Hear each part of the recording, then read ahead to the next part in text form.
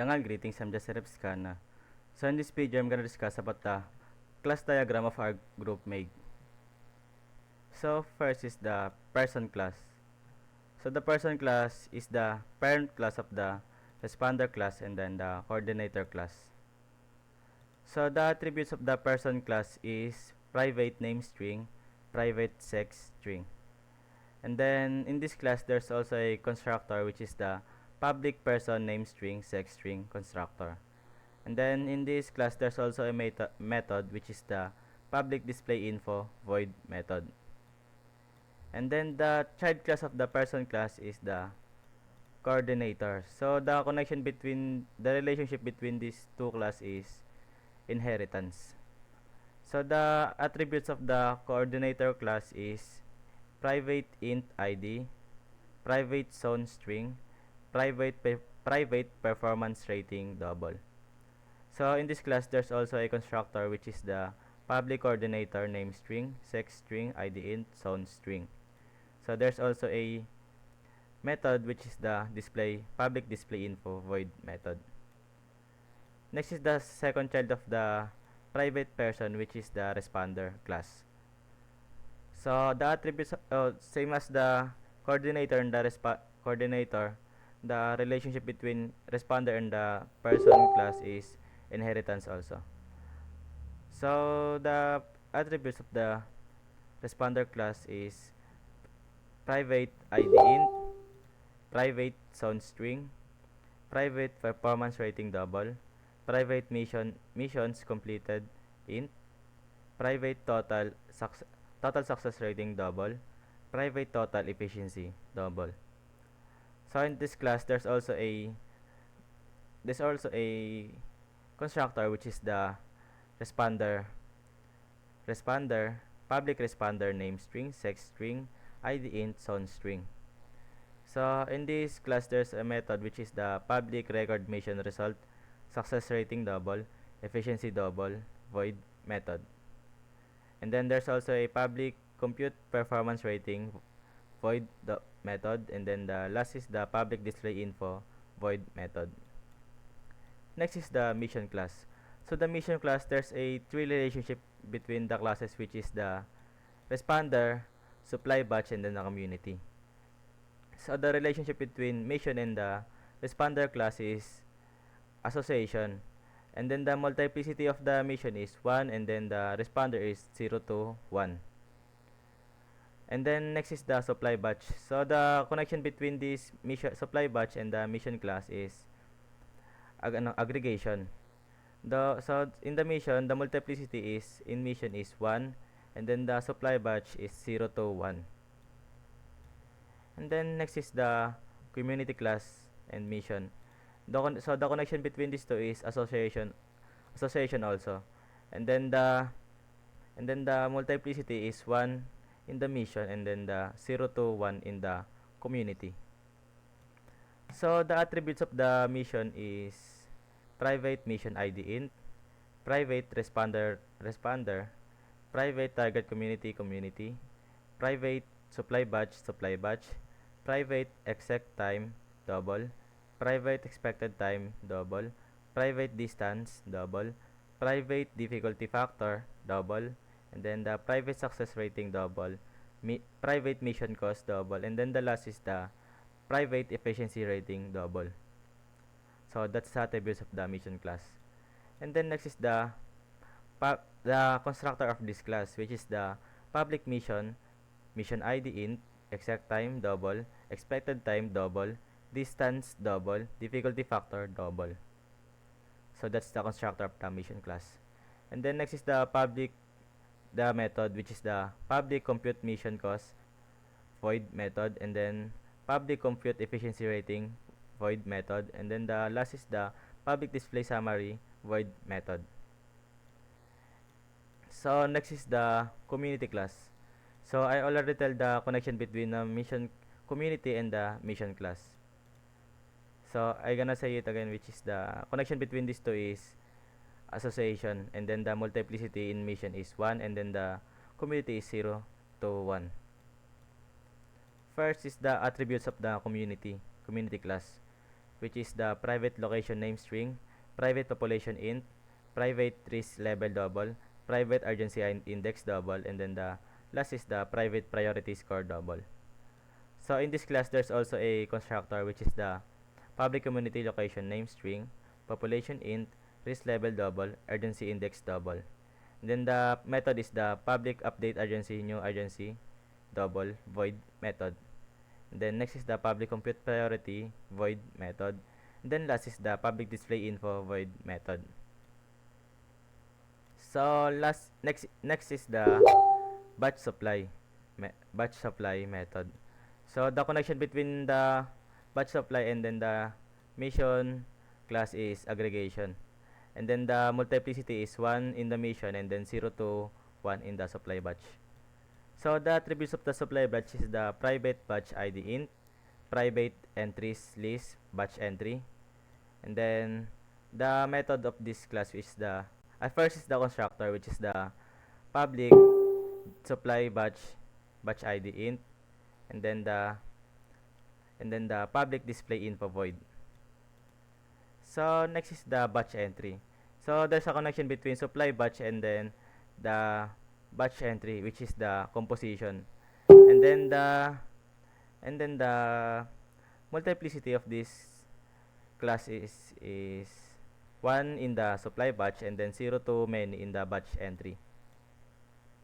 So the attributes of the batch entry is private item supply item, private quantity int, and then there's also a constructor in this class which is the public batch entry item supply item quantity int constructor.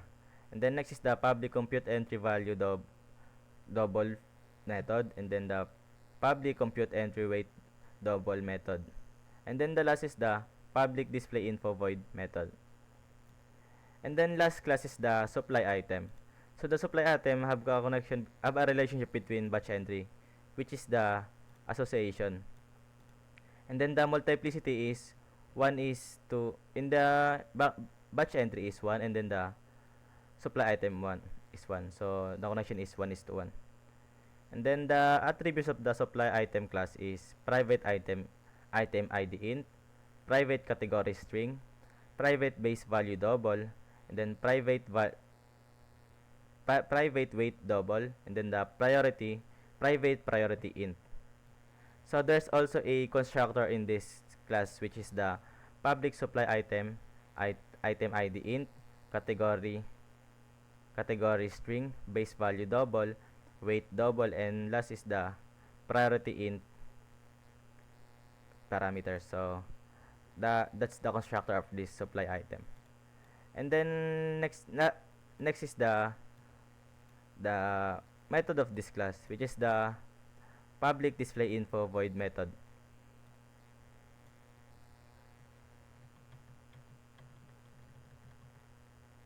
Hi, I am Carl Mark Baran, and I'll be explaining to you the disaster relief system class. So first and foremost, the first thing the class does is it prints out a UML diagram. The UML diagram is there to give a visual overview of the classes, their attributes, and their relationships. Before anything runs, you can see the inheritance, associations, and aggregations composition with it in a quick glance. I am showing here the UML diagram. So, we go to TC1. TC1 creates a community object called Zone A with a population of 1,000, risk level of 8, and urgency index of 9. It also creates a responder named Juan, assigned to Zone A. Both call display info to confirm that they were created correctly. We move on to TC2. TC2 supply item object, food and water each other with their own value, weight, priority, and these get packed into a supply batch, which is basically just a container that holds all the items together. TC3 creates a mission and connects everything. 1 as the assigned responder, Zone A as the targeted community, and supply batch as the resources that will be given. It also sets the distance to 50 kilometers, difficulty to 0.5, and success rating to 0.85. TC4 calculates the cost based on the total supply value and weight, scaled by a distance multiplier and difficulty factor. The farther and harder the mission, the higher the cost. Then we move on to TC5. TC5 calls compute efficiency rating, which measures how well the mission performed relative to what it cost and how successful it was. TC6, on the other hand, updates Zone A urgency index from 9 to 11. Simulating the situation getting worse, it prints the before and after so the change is visible. This is the before and this is the after. Oh, sorry for that. Then we move on to TC7, which recomputes Zone A's priority score now that the urgency changed. The formula weighs population, risk level, and the urgency. Zone A scores high because all three are pretty elevated. TC8 feeds one's mission results into the record mission result. Then calls compute performance rating to update his overall score. His info then gets displayed again so you can see the difference. TC9 adds a third supply item, which is medicine,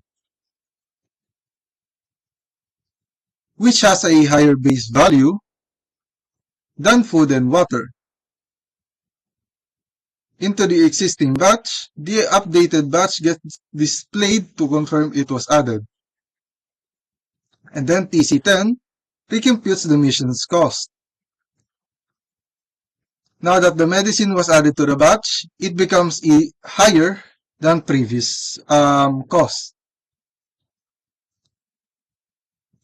Since the total value and weight went up, the cost goes up as well. TC11 creates a second responder named Pedro, assigned to Zone B. He's not tied to any mission here, but it shows the system can handle more than one responder at a time. TC12 is the final summary. It prints out the current state of everything from Zone A, both responders, the full supply batch, and the mission. And now we go on to the mission class. It's essentially the core of the whole system, tying the whole system together. It holds the references to responder and community, and as you can see, they are both association. Supply batch, on the other hand, is segregation. Now then, we move on to mission. The mission constructor holds the references to... Oh, wait. Please forgive me, I was reading the wrong line. It is the constructor that takes in the mission ID, the execution time, the expected time, the distance, the difficulty factor, the success rating, the mission cost, and the efficiency rating, all starting at 0, since those can get computed later. And then it is the getters and the setters. You already know what those do, so I will not be explaining them. And then it is the compute mission cost. The compute mission cost calculates it grabs the total supply, value, and weight of the batch, applies a distance multiplier depending on how far the mission is, then scales the difficulty factor. If no batch is assigned, the cost just goes to 0.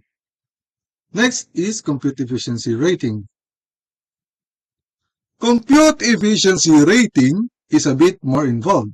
It splits the rating into 3 scores, with it being supply score, time score, and performance score. These scores are based on how well the batch covers the community's population, a time score to compare the expected versus actual execution time, and performance score for the responder. Each one is capped at 1. Then with supply and time being 40% each, and responder performance being 20%, making the final score being 100. Display summary just displays a summary of the mission ID, the responder, the community, the distance, the difficulty, the execution time, the mission's cost, the efficiency, and the success rating. That's everything I have. And next is Kanayong, again, for the person class. Dangal greetings, I'm Ronorman B. Kanayong, and I'm going to explain the person class and the coordinator class.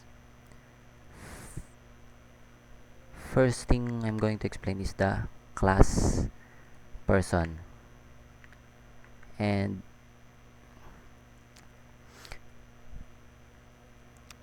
let's start with the class.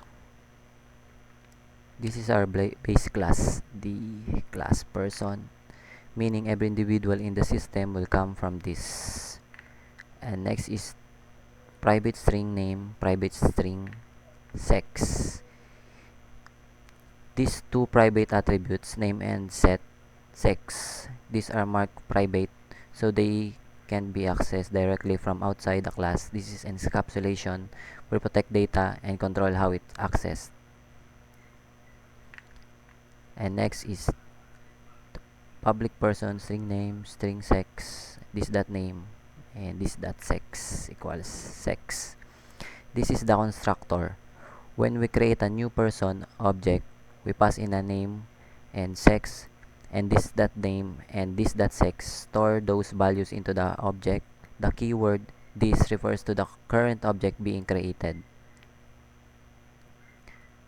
And next one is public string get name and public string get sex. These are our getters method, get name and get sex. Since the attributes are private, other classes can't read them directly. So these methods provide control read access. Each method has a single purpose. One returns the name and other returns the sex. And last for this class is public void display info. System.out.println name plus name, name equals plus name, and sex equals plus sex. Finally, display info method is a simple display method. Its only job is to print the person's basic information to the console. Notice it's void. It doesn't return anything. It just print. This method will also be overridden by subclasses to add their own extra details on the top. And next one is the coordinator class. The class coordinator extend person. We see the keyword extend, and it means it inherits the person class method, constructors and methods. And next is this private int id, private string zone, private double, performance rating. These are the three additional attributes specific to a coordinator. ID is their unique identifier, zone is the area they are assigned to manage, and performance rating is a numeric score that reflects how well they are doing. A plain person doesn't have this, only a coordinator does. Next is the constructor.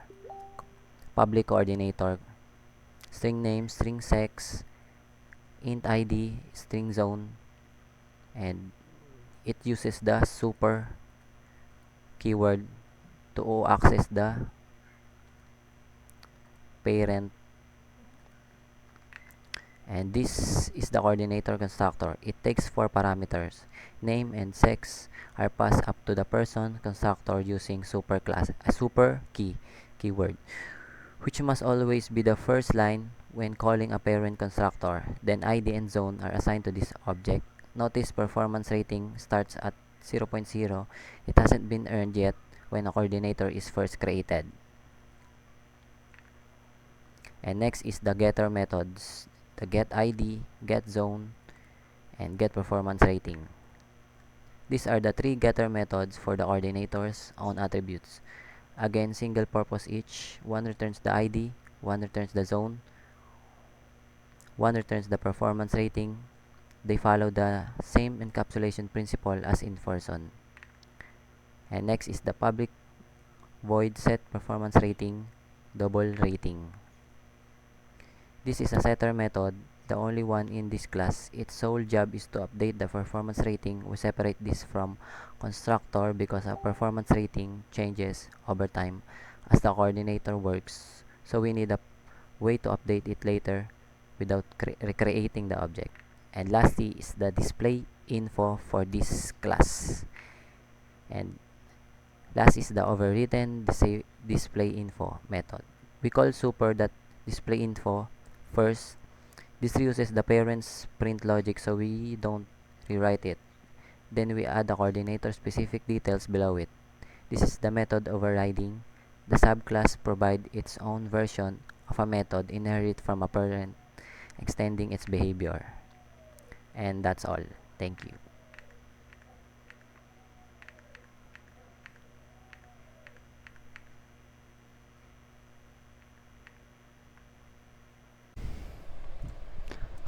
Greetings, my name is Justin Villabarquez and I will be explaining about the responder class first. So, first declaration of the class. So, we name it as the responder and it extends to the person, meaning the responder inherit from the person class. So, every constructor and methods from the person can be used by the responder class. Next, we have these attributes and we declared it as private so that it will be protected. Next, we have the int id, string zone, double performance rating, int mission completed, double total success rating, double total efficiency. So next we have this constructor. So this constructor have a 4 parameter, and this is a public access modifier. So we have string name, string sex, int id, and string zone for the parameter. Next is this super. So what does this do is that it calls the constructor from the its parent class to the person class. So next we have this meaning, this one. It means that we use this to not confuse the compiler or the Eclipse. So the light blue indicates to the same class, this to the upper, and this darker blue indicates to this in the parameter. So this is the same, and this one we declared these attributes to 0, so by default it's 0. So next we have the getters. We have 3 getters. So because we use private as an attribute, we need to use getters. So we have get ID, get zone, and get performance rating. So we use this for encapsulation. So next we have record mission result. So these have 2 parameters,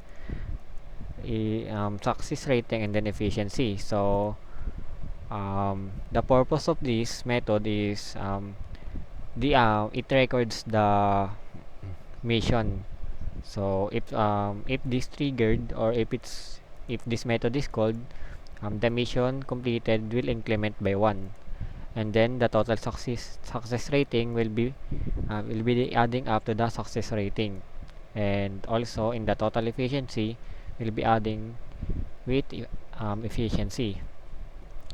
So next we have this compute performance rating. So the purpose of this method, when this is called, this compute the performance.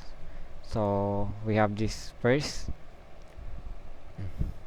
So for this if statement, mission is completed is not equal to 0. So this prevents division for 0. So next is this one. So this one computes the performance rating. So average success, to get the result, you have to total the success rating and then divide it by mission completed. And for average efficiency, to get the result, you have to divide the total efficiency to mission completed. And then to compute the performance rating, first you have to do this mission completed times 10. So next is average success is times to 40, then average efficiency is times to 50. So mission completed equivalent to 10%. um, for the success rate, it's equivalent to 40. Then for efficiency, it's equivalent to 50. And next is this method. This one is just for display info. So super, calling again the method for the person class. So this overrides it. We have this green arrow here indicating that this method overrides another method from the person class. So next we have this next class. We have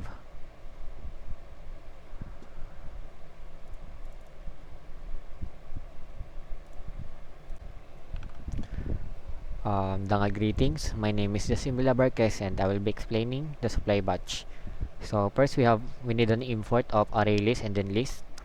Then we have this class named supply batch. So the supply batch class represent the collection of items. So this class represent the collection of items. So next we have attributes. We have batch ID and then entries. So we declare this both as private for protection. Then this one is a list. So this it also have a composition relationship, meaning entries owned by batch. Next is this constructor. This one have a one constructor batch ID. Light blue indicates to this one, then darker blue indicates to the parameter. And this one initialize our array list. Next is this getters. Because we use private as for the attributes, we need to use getters for encapsulations or getting the attributes. Next is this one. This method. So the purpose of this method is that it adds item to the batch. So next is this line. So this creates batch entry object, and then it stores the item and then the quantity. Next is this method. So get total value. So it calculates the total value of the batch. And then next is we have to declare the total by default by 0, and then we'll loop through all entries we'll be using for each for this. And then next, after you iterate through entries, you have to add each entry value to the total so that we can get the total value, and then we'll be returning the total because we have double return type. Next is this get total weight. This has same logic as this one. Iterate through the list, then get the compute entry weight, and then sum the total, then return. Next is this one, get item count. So this returns the number of items of on the list, not the quantity, just the entries. Next is we have this one, the display info. So the purpose of this is it just display the info of the supply batch. And that's all for the supply batch class. Dangal greetings. My name is Josimila Barquez, and now is the supply item class. So supply item class represent the single supply item. So next is these attributes. So again, private for protection, then item ID, this one is to be unique, and category, base value, weight, and then priority. So this all is the attributes. Next is for the constructor. This one have a parameter of 1, 2, 3, 4, 5. So this constructor have a 5 parameter. So again, if you see this one, and the light blue indicates to the attributes inside the class, then this darker blue indicates to this parameter, attributes inside this parameter. So we have item ID, category, base value, weight, and then priority. Next is we have, because we have 5 attributes, we need to have 5 getters. We use this for encapsulation because the attributes is private, so you can't access it directly, so you need to use getters. We have getters of item ID, category, base value, weight, and then priority, and then display info. So this one display the info of this class. So that's all for the supply item. Dangal greetings, I'm Lila Cruz Josephine, and today I will explain the class batch entry and the class community. So for the first batch entry, we have the public class batch entry, private supply item, private int quantity. So we start by declaring the class batch entry. It has 2 private attributes, a supply item object, which links this entry to a specific item type, and an int for the quantity. So for the constructor, this block handles the initialization when a new entry is created. So public batch entry, parameter supply item, int quantity. This at item equals item, this at quantity is equals to quantity. The constructor takes 2 parameters, the item being added and how many of them there are. We use this at item and this at quantity to distinguish between the class fields and the parameters being passed in, ensuring the data is saved correctly to the object. The getter methods. These provide read-only access to the private data. So, public supply item, get item, return item, public int, get quantity, return quantity. Since our variables are private, to protect the data, we use getters. These allow other parts of our program to retrieve the item or the quantity without being able to modify them directly, maintaining the principle of encapsulation. So, the calculation logic, the value and weight, this is where the class does the heavy lifting. Public double compute entry value, return item at get base value times quantity. Public double compute entry weight, return item at get weight times quantity. These two methods calculate the totals for this specific entry. Compute entry value pulls the base price from the supply item and multiplies by our quantity. Compute entry weight does the same for the weight. And for our key point, you notice how this class delegates the unit cost or unit weight responsibility to the item object itself. So for the information display, the final block handles the visual output.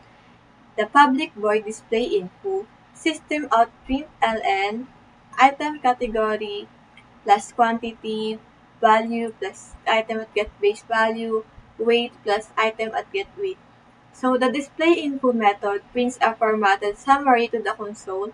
It shows the item's category, the quantity, and the individual value and weight. It's a clean way to debug or show the user exactly what is inside this specific batch entry.